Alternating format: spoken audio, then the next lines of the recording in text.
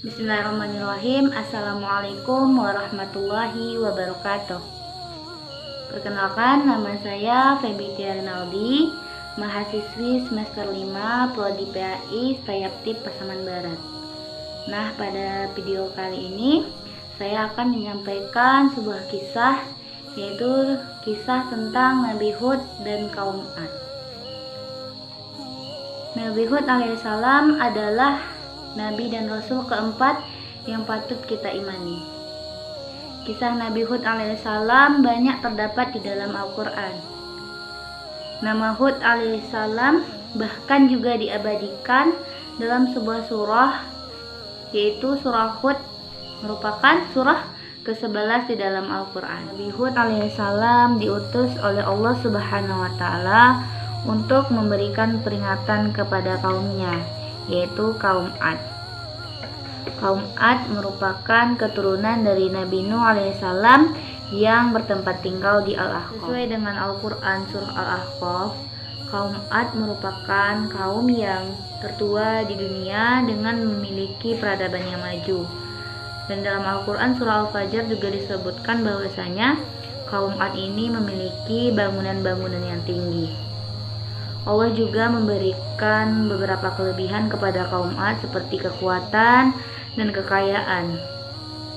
Namun, kekuatan dan kekayaan yang diberikan oleh Allah Subhanahu wa Ta'ala itu membuat mereka menjadi kaum yang tamak, lupa diri dan jauh dari Allah Subhanahu wa Ta'ala. Mereka pun mulai menyembah berhala yang mereka beri nama kaum Samud, Sada, dan Al-Habbah. Selain itu juga maksiat pun merajalela di mana-mana. Dari itu Allah pun mengutus Nabi Hud alaihissalam untuk memperbaiki akhlak dan perbuatan dari kaum Ad tersebut. Setelah diangkatnya menjadi Nabi dan Rasul, Hud pun memberikan peringatan kepada kaum Ad serta menyeru untuk menyembah kepada Allah Subhanahu wa Ta'ala dengan menunjukkan beberapa bukti dari keesaan Allah Subhanahu wa Ta'ala. Namun kaum Ad tidak percaya dengan apa yang disampaikan oleh Nabi Hud alaihissalam. Mereka bahkan menyebut Nabi Hud alaihissalam sebagai orang gila. Namun Nabi Hud tetap sabar akan cemoohan dan cacian yang mereka berikan. Meskipun demikian, Nabi Hud tidak gentar dalam menyerukan agama Allah kepada kaum Ad. Samping itu, Nabi Hud alaihissalam juga telah menyampaikan bahwasanya akan didatangkan azab oleh Allah Subhanahu wa Ta'ala bagi orang-orang yang kafir.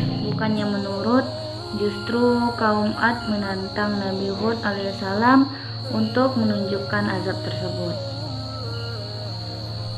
Karena keangkuhan dan kesombongan dari kaum Ad, Allah Subhanahu wa Ta'ala pun mulai menunjukkan keesaannya dengan mendatangkan azab kepada kaum Ad secara bertahap. Pertama yaitu bencana kekeringan yang melanda ladang dan kebun mereka, sehingga mereka kehabisan stok makanan dan mereka pun kelaparan. Hud pun menunjukkan kepada mereka bahwasanya ini merupakan azab yang mereka minta. Namun kaum Ad masih saja tidak percaya apa yang dikatakan oleh Nabi Hud alaihissalam. Ad masih tetap menyembah berhala dan masih tetap melakukan kemaksiatan di mana-mana. Kaum Ad yang semakin menjadi-jadi membuat Allah Subhanahu wa Ta'ala pun murka. Lalu Allah mendatangkan gumpalan awan hitam yang disambut sukacita oleh kaum Ad.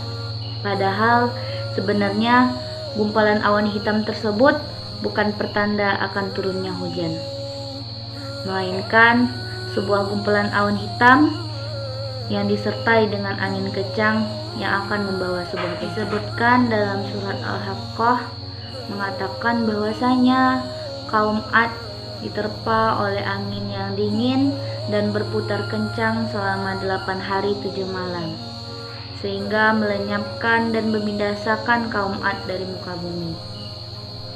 Tak ada yang tersisa dari bencana besar ini kecuali Nabi Hud dan orang-orang yang beriman dikarenakan berlindung di sebuah lembah.